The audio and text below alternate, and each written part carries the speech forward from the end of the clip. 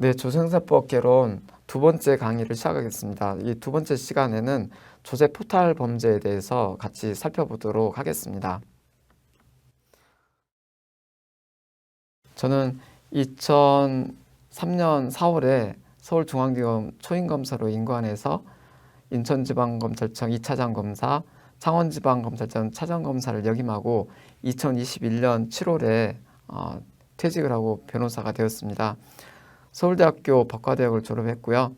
서울시립대학교 세무전문대학원에서 세무학 석사와 세무학 박사 학위를 취득하였습니다. 그리고 변호사가 된 이후에 국세청 본청 국세심사위원, 중부지방국세청 조세범칙조사심의위원 심의위원을 역임한 바 있고, 현재는 한국세무사회 법률자문 변호사로서 또 활동하고 있습니다. 그리고 서울지방국세청, 부산주방국세청 송무부 소송대리 변호사로서 국세청을 대리해서 각종 행정소송을 담당하고 있습니다.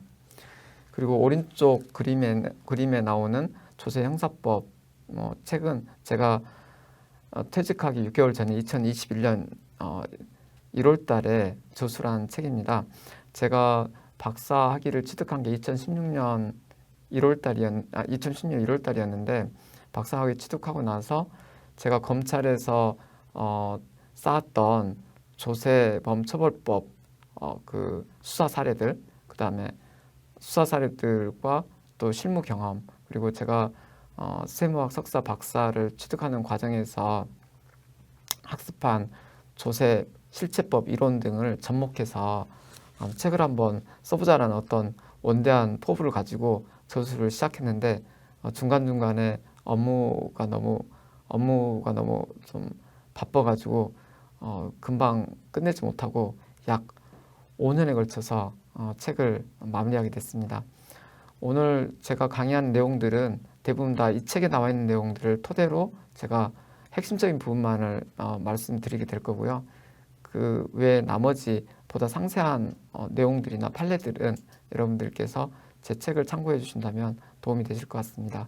그리고 조세형사법과 관련된 그런 그 내용들은 제가 여러 세무사님들이나 회계사님들, 기타 그 세법 분야에 종사하시는 변호사님들하고 얘기를 해보면 이 분야는 조세법 분야 중에서도 상당히 특수한 분야이기 때문에 많이들 생소해하시고 또 어려워하시는 부분들이 많이 있었습니다.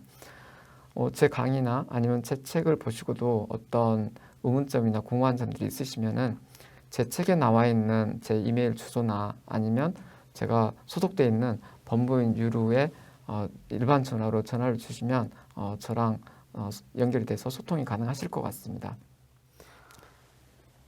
먼저 조세 포탈범에 대해서 살펴보기 전에 조세범의 구성요건 체계에 대해서 한번 개괄적으로 도표를 통해서 함께 보도록 하겠습니다. 먼저 오늘 같이 공부할 조세 포탈죄는 조세범처벌법 제3조에 이렇게 규정이 되어 있습니다. 그리고 제4조에는 면세의 부정유통에 의한 조세 포탈죄가 규정되어 있고, 제5조에는 가짜 석유 제품 제조 판매에 의한 조세 포탈범이 이렇게 규정되어 있습니다. 그리고 실무상 또 많이 문제되는 체납처분 면탈죄는 조세범처벌법 7조 1항과 7조 3항에 이렇게 규정이 되어 있습니다. 그리고 세무사나 회계사 내지는 또 세무 대리 신고를 하는 그 변호사에게 해당될 수 있는 성실신고 방해행위는 조세범처벌법 9조 1, 2항에 규정이 되어 있습니다.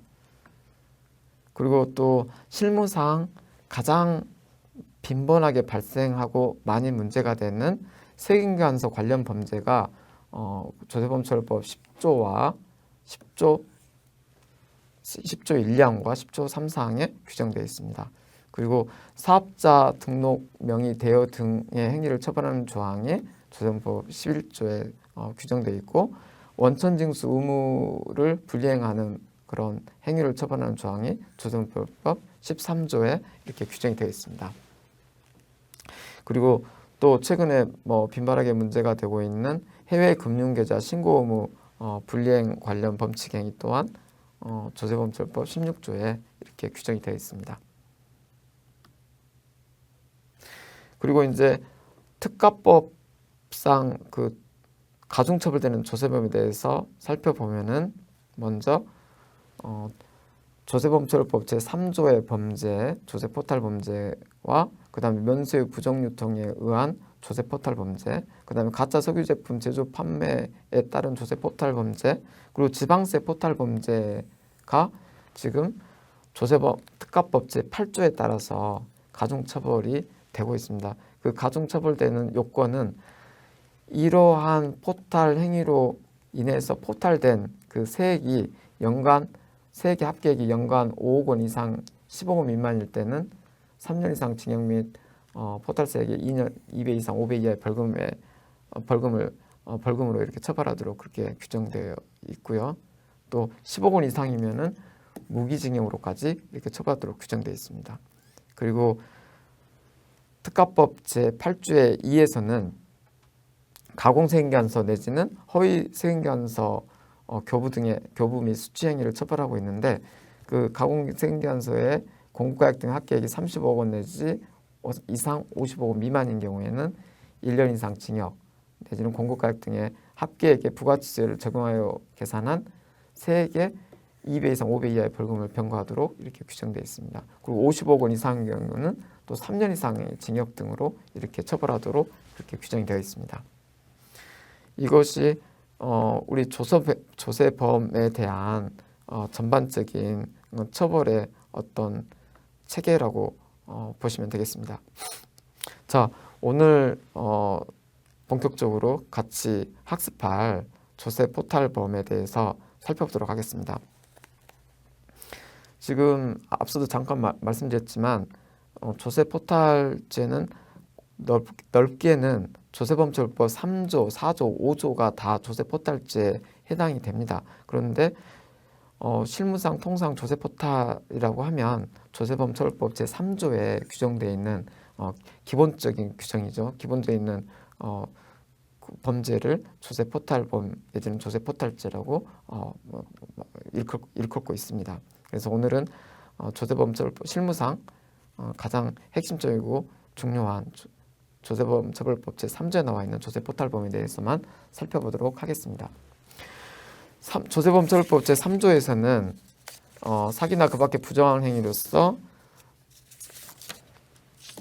조세를 포탈하거나 또 사기나 그 밖의 부정한 행위로서 조세의 환급을 받은 자, 또 사기나 그 밖의 부정한 행위로서 조세의 공제를 받은 자를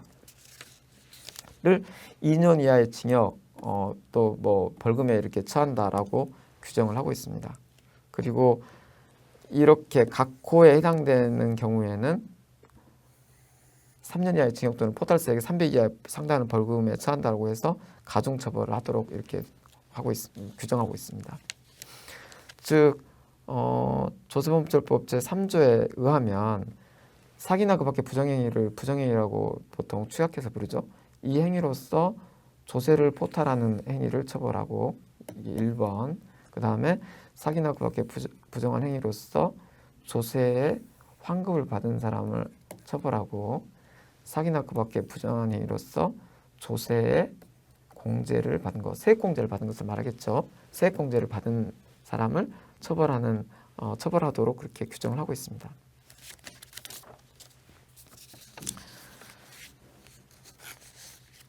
이렇게 이제 방금 이 부분은 앞부분에서 다 설명드린 바인데요.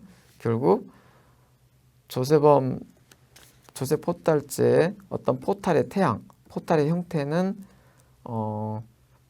부정환급, 부정공제, 그 다음에 부정환급과 부정공제를 제외한 나머지 협의의 포탈행위, 이 세 가지 형태로 분류를 해볼 수가 있습니다. 그리고 이 세 가지를 묶어서 저희가 또 포탈이라고 이렇게 부르기도 합니다. 이 세 가지를 합쳐서 모두 포탈이라고 일반적으로 부르기도 하죠. 그래서 이 세 가지를 묶어서 부르는 포탈을 우리가 여러 교과서나 뭐 교과서 등에서 광의의 포탈이라고 이렇게 부르고 있죠. 그리고 이 광의의 포탈과 달리 부정공제, 부정환급을 제외한 나머지의 포탈 행위들을 그냥 협의의 포탈이라고 이렇게 부르고 있습니다. 뭐 포탈이라고 하면 포탈의 사전적 의미는 과세를 피하여 면함이라는 그런 뜻을 가지고 있습니다. 굉장히 광범위하죠. 그런데 부정행위로서 과세를 피하여 면하는 경우에는 조세포탈죄로 처벌한다는 것이 조세범처벌법 제3조의 내용인 것이죠.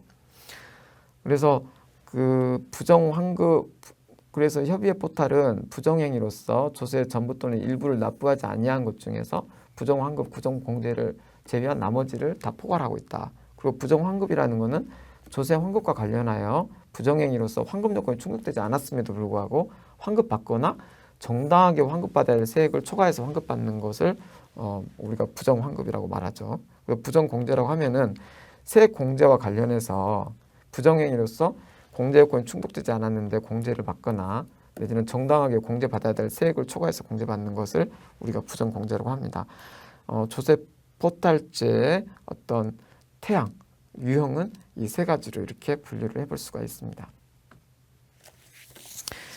그 다음에 조세포탈죄의 보호법익에 대해서 말씀을 드리겠습니다. 조세포탈죄 보호법익을 논하는 그런 취지는 조세포탈죄는 과연 무엇을 처벌하는 규정이냐, 무엇을 처벌하는 조항이냐라는 것을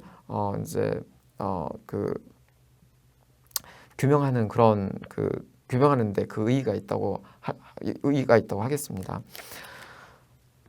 지금 판례에 따르면 조세포탈죄는 원칙적으로 조세채권의 확정을 침해하는 행위를 처벌하는 조항이다. 그리고 조세채권의 확정을 침해하지 않으면서 징수권만을 침해하는 행위는 예외적으로만 조세포탈죄로 처벌할 수 있다라고 하고 있습니다. 즉 여기서 조세채권의 확정을 침해하는 행위라고 한다는 것은 결국은 세액 계산을 침해하는 행위를 말하는 것이죠. 그러니까 조세포탈죄는 원칙적으로 국가의 세액 계산을 침해하는 행위를 처벌하는 것이다. 뭐 여기에는 과소신고와 내지는 무신고, 그다음에 과소신고와 무신고를 합리화하기 위한 어떤 소득 은닉 행위 등이 이제 포함이 되겠죠. 반면에 세액 계산은 침해하지 않으면서 세액의 징수만을 침해하는 행위도 예외적으로 조세포탈죄로 처벌할 수 있다라고 보고 있습니다. 좀 더 상세하게 말씀을 드리자면은 기본적으로 조세포탈죄는 뭐 소득 은닉을 해서 소득 은닉을 하고 과소신고를 하거나 소득 은닉을 하고 무신고를 하는 등 국가가 세액 계산을 제대로 하지 못하게 만드는 그런 행위들을 원칙적으로 처벌하지만 더 나아가서 예외적으로 국가의 그 세액 자체를 과세 표준과 세액 자체를 정확하게 신고를 하지만은 처음부터 세금을 낼 생각 없이 세금 부과 내지는 세금 징수의 세금 징수의 대상이 되는 책임 재산을 모두 은닉 탈루시킨 채 형식적으로만 과세 신고를 하는 경우는 이건 그냥 아예 실질적으로 과세 신고하지 않은 것과 동일하게 평가될 수 있기 때문에 예외적으로 이런 경우는 조세포탈죄로 처벌하겠다라는 입장을 가지고 있습니다.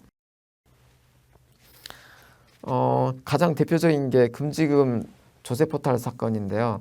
예전에는 이게 2007년도에 나온 판결인데 예전에는 조세포탈죄 하면은 당연히 국가의 세액을 과소신고하거나 무신고하는 게 전제가 돼 있다고 생각을 했습니다. 그런데 금지금 조세포탈 사건에서는 폭탄업체가 부가세 과세 표준과 세액은 정상적으로 신고를 했습니다.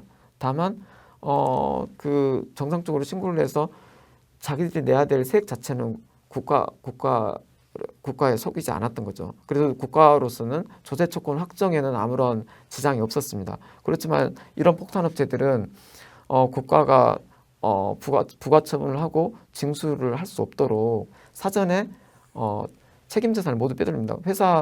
회사에 현금이 입금되면은 그 현금을 바로 돈이 입금되면은 바로 현금으로 인출해서 항상 계좌를 영해 상태로 만들어 놓죠. 그리고 나서 세금을 내지 않는 다음에 수개월만 집중적으로 고액의 거래를 한 다음에 바로 폐업 신고를 해버리고 사라져버리죠. 그래서 이런 업체를 이제 폭탄 업체라고 많이 부르고 있는 것인데, 그렇게 하는 경우에는 조세채권 확정은 침해하지 않았지만 징수를 불가능하게 하는 행위였고, 이런 행위들은 애초부터 과세 신고를 하지 않은 것과 동일하게 평가할 수 있다고 해서 일반 조세 포탈 예외적으로 조세 포탈죄로 처벌할 수 있다라는 그런 법리를 정립을 했습니다.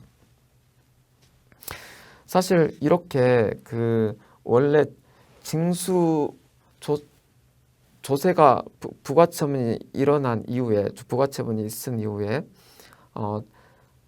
징수를 못하게 하기 위해서 책임재산을 빼돌리는 것, 책임재산을 탈루시키는 것, 이걸 처벌하는 범죄로 체납처분 면탈죄가 존재하긴 합니다. 근데 체납처분 면탈죄 같은 경우는 굉장히 처벌 법정형이 굉장히 낮게 되어 있고, 체납처분 면탈죄는 아무리 체납처분 면탈로 인해서 징수를 못하게 된 세금의 액수가 크다 하더라도 특가법에 의해서 가중처벌할 수가 없게 되어 있었습니다. 그래서 이 금지금 조세 포탈 사건에서 막 포탈세액이 수십억 원이 이름에도 불구하고 체납처분 면탈죄로는 이런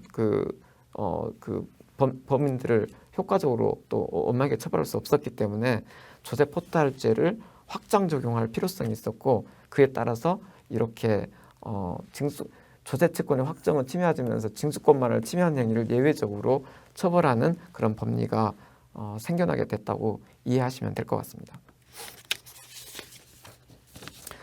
조세 포탈범의 구성 요건에 대해서 살펴보겠습니다. 조세 포탈범은 어떤 요건 하에서 성립하는지 보겠습니다. 먼저 범죄 주체 요건입니다. 범죄 주체라는 용어가 여러분들한테는 좀 생소하실 텐데, 범죄 주체라는 용어의 의미는 다른 사람의 도움 없이 스스로 이러한 특정 범죄를 저지를 수 있는 주체, 그런 주체를 범죄 주체라고 말합니다. 조세 포탈죄 같은 경우는 다른 사람 없이 스스로 조세 포탈죄 저지를 수 있는 사람은 누구일까요? 바로 납세 의무자죠. 그래서 조세 포탈죄의 범죄 주체는 첫 번째는 납세 의무자가 됩니다. 그리고 이 납세 의무자는 실질과세 원칙에 따라서 소득 또는 거래의 실질 기속자가 납세 의무자가 되고 또 조세 포탈의 주체가 되는 것입니다. 명의 기속자나 명의 수탁자 등은 조세 포탈의 주체가 원칙적으로 되질 않죠. 그리고 예외적으로 간접세 담세자에게 개별 소비세 등의 환급 신청권이 인정되는 경우가 있는데, 이런 경우에는 간접세 담세자도 조세 포탈의 범죄 주체가 될 수 있고, 그 다음에 판례에 따르면 간접세 담세자가 납세자를 도구로 이용해서 개별 소비세 등을 포탈하는 그런 경우에는 예외적으로 간접세 담세자도 조세 포탈의 주체가 될 수 있다고 보고 있습니다. 그리고 두 번째로 조세 포탈죄의 범죄 주체가 될 수 있는 사람은 양벌 규정상의 행위자입니다. 양벌 규정에 따르면은 앞서도 잠깐 말씀드렸듯이 납세 의무자인 법인 또는 개인의 업무에 대해서 법인의 대표자나 개인의 대리인, 사용인, 종업원 등이 조세 범칙 행위를 하는 경우에 행위자뿐만 아니라 납세자인 법인이나 개인까지 함께 처벌하는 내용의 규정이 양벌 규정입니다.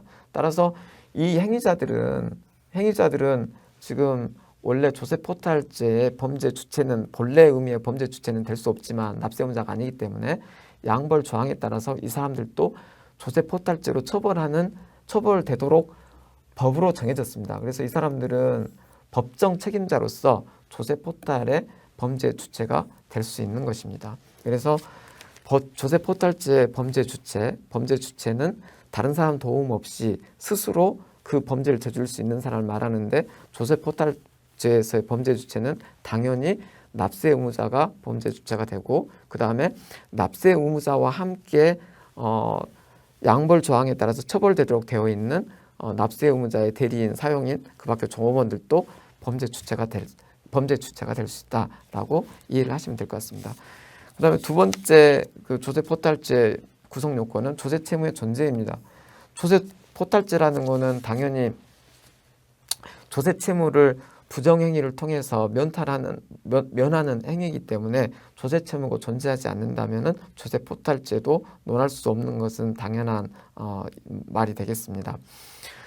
이때 그 조세 채무라는 것은 세법 조세 포탈죄에서의 조세 채무라는 것은 개별 세법에 규정된 과세 요건이 충족되는 경우에 당연히 성립되는 추상적 조세 채무를 말합니다. 사실 가령 A라는 사람의 2023년도 기속 그 소득세의 조세 채무는 2023년 12월 31일이 지남과 동시에 당연히 성립을 합니다. 그래서 이렇게 당연히 성립된 조세 채무가 조세 포탈죄에서 말하는 그 조세 채무에 해당된다고 보시면 되겠습니다.